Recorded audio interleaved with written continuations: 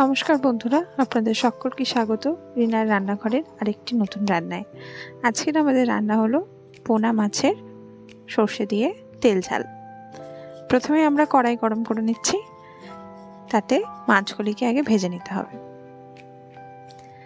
ধীরে সুস্থে কড়াইয়ের গায়ে বেয়ে মাছগুলোকে ছাড়তে হবে, যাতে তেলগুলো ছিটকে ছিটকে না আসে। এক এক করে মাছের পিসগুলো দিয়ে মাছগুলোকে এপিট ওপিট করে ভালো করে ভেজে নিলাম। দেখুন প্রায় মাছ ভাজা হয়ে গিয়েছে।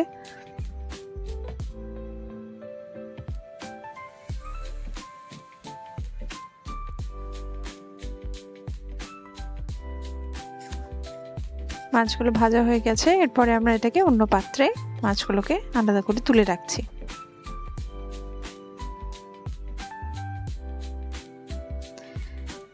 মাছগুলো তুলে নেওয়ার পর কড়াই যে তেল রয়েছে তার সাথে আরেকটু তেল মিশিয়ে আমরা মাছের রান্নাটা শুরু করব।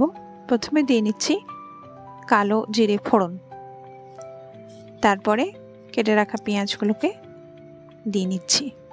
এটাকে ভালো করে ভেজে নিচ্ছি।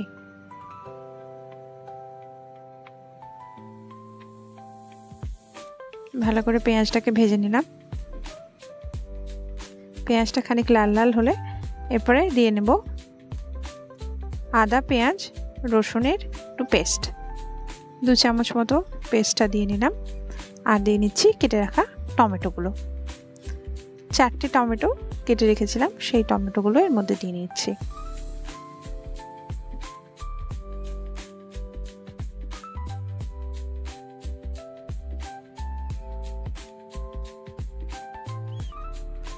এরপরে দিয়ে নিলাম স্বাদ মতো নুন,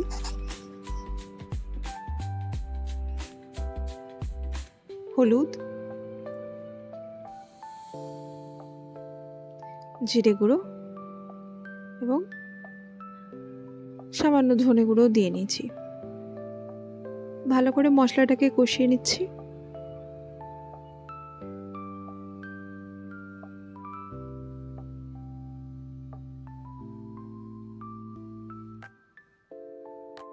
দেখুন টমেটোগুলো মোটামুটি সিদ্ধ হয়ে গেছে আর মশলাটা থেকেও তেল ছাড়তে শুরু করেছে।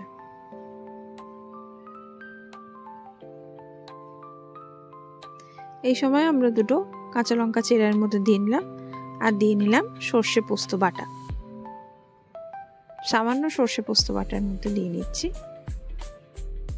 আর খানিকক্ষণ এটাকে নাড়িয়ে নিতে হবে।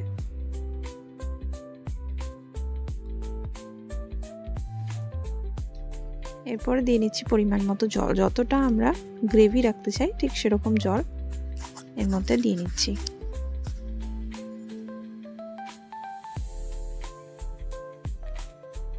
এরপরে এক এক করে মাছগুলো ছেড়ে দেবো।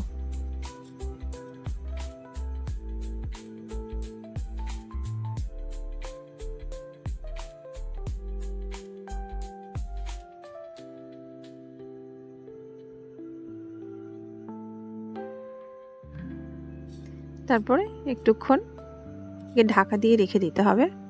5 থেকে 10 মিনিট ঢাকা দিয়ে রাখার পর ব্যাস তুলে নিলাম। তেই তৈরি হয়ে গেছে আমাদের পোনা মাছের তেল ঝাল। বন্ধুরা, এই রান্নাটা আপনার ঘরে করুন। এর উপরে গার্নিশ করার জন্য খানিকটা ধনেপাতা আমরা কুচিয়ে দিয়ে দিচ্ছি। বাঙালির তো মাছ ছাড়া চলে না। এই সুন্দর মাছের রেসিপিটি আপনারা ঘরে তৈরি করুন। কেমন লাগলো আমাদের কমেন্টে অবশ্যই জানাবেন। ভিডিওটি ভালো লাগলে লাইক, শেয়ার, কমেন্ট এবং চ্যানেলটি সাবস্ক্রাইব করতে ভুলবেন না। নমস্কার, আবার দেখা হবে একটি নতুন রান্না নিয়ে।